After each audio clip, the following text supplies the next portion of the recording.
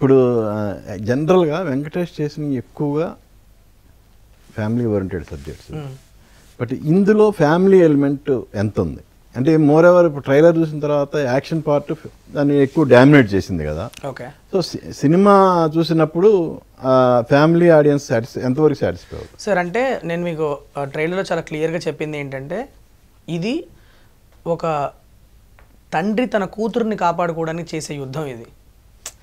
ఇందులో మీకు యాక్షన్ అన్నది కట్ చేస్తే ఫైట్ అనే టైప్లో రాదు ఎక్కడ కూడా. ఓకే, పాపను కాపాడుకునే క్రమంలో ఒక్కొక్క ప్లేస్లో ఆయనకు జరిగే పోరాటంలో వచ్చే ఫైట్స్ కానీ ఇవన్నీ కూడా మీకు సీన్స్ లాగానే ఉంటాయి. అసలు జెన్యున్గా చెప్పాలంటే మీకు యాక్షన్ సీక్వెన్సెస్ని కూడా మీరు సీన్స్ని, ఎమోషనల్ సీన్స్ని ఎంజాయ్ చేసినట్లు చేస్తారు ఈ ఫిల్మ్లో. ఎందుకంటే ప్రతి యాక్షన్ సీక్వెన్స్కి ఒక స్ట్రాంగ్ ఎమోషన్ అటాచ్ అయి ఉంటుంది ఫిల్మ్లో.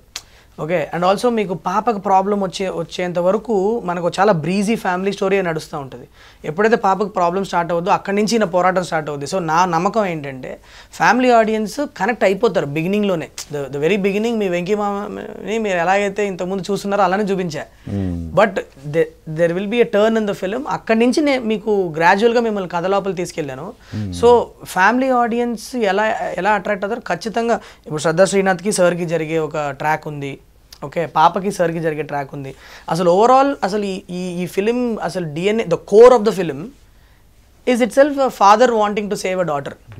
సో ఖచ్చితంగా జరిగే యాక్షన్ సీక్వెన్సెస్కి కూడా ఫ్యామిలీ ఆడియన్స్ కనెక్ట్ అవుతారు. బికాజ్ ఇది జస్ట్ ఏదో ఒక హీరోయిజంకో ఒక రివెంజ్కో ఎవరినో చంపాలని వెళ్ళి చేసే ఫైట్ కాదు.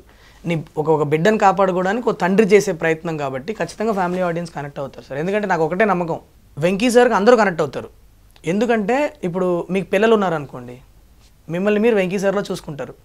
ఎందుకంటే మీరు అలా కనెక్ట్ అవుతారు. మీకు పిల్లలు లేరు, మీరు యంగర్ పాపులేషన్ అనుకోండి, మీ ఫాదర్ని చూసుకుంటారు మీరు వెంకీ సార్లో. But somehow there will be a connection అని గట్టిగా నమ్మి చేసిన సబ్జెక్ట్ అది. సో అలా ఎవరికి వాళ్ళు అడాప్ట్ చేసుకుంటారు 100% సార్. నాకు అది ఆ నమ్మకం ఉంది. చాలా రిలేటబుల్గా ఉంటుంది. ఆయన క్యారెక్టర్ కూడా చాలా రియలిస్టిక్ స్పేస్లో డీల్ చేసాం. మీకు ఒక సీనియర్ హీరోని మీరు ఇలాంటి కథల్లో చూస్తే బాగుంటుంది అని చాలామంది యంగర్ పాపులేషన్కి ఏదైతే ఉందో అది ఈ ఫిలింలో నేను అచీవ్ చేశాను.